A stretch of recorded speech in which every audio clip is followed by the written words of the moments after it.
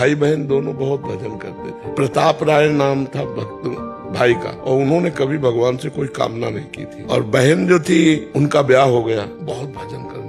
अब ब्याह के कुछ ही दिन बाद पति बीमार होने लगा और ऐसी बीमार की स्थिति आई कि वो मरणासन में पहुंच गए। तब उनकी बहन भाई के पास आई। वो जानती थी कि हमारे भैया का भजन बहुत जोरदार है। उन्होंने कहा, भैया आज तक हमने आपसे कुछ नहीं मांगा और शायद आपने भी भगवान से कुछ नहीं मांगा है। आज भगवान से मांग लीजिए कि मेरे पति का जीवन बच जाए, क्योंकि अभी ब्याह हुआ है और पति चला गया तो मतलब जीवन ही चला गया। तो उनका, बहन मैंने भगवान से कभी कुछ मांगा नहीं, मांगना भी नहीं चाहता, पर तुम हमको दबाव डाल रही हो, चलो तुम्हारे पति के पास चलते हैं और वहीं भगवान से हम प्रार्थना करेंगे। गए तो मरणासन स्थिति में पड़े। बड़े ध्यान से सुनो ना। वो गए और अपने बहनोई का सर गोद में रखा, ऐसे ऐसे भगवान से एकाग्र हुए कि हे भगवान, मेरी बहन का सुहाग सुरक्षित कर दो। और बहन चरणों के पास बैठी अपने पति के, और वो अपने जीजा का गोद लेकर, गोद में से सर लेकर, इतने में दोनों को तंद्रा आ गई। तो देखा कि जो बहन है, बहन ने देखा कि उसका पति भगवान के पार्षदों से कह रहा कि ले चलो मुझे। तो बोले, हम नहीं ले जाएंगे, तुम्हारे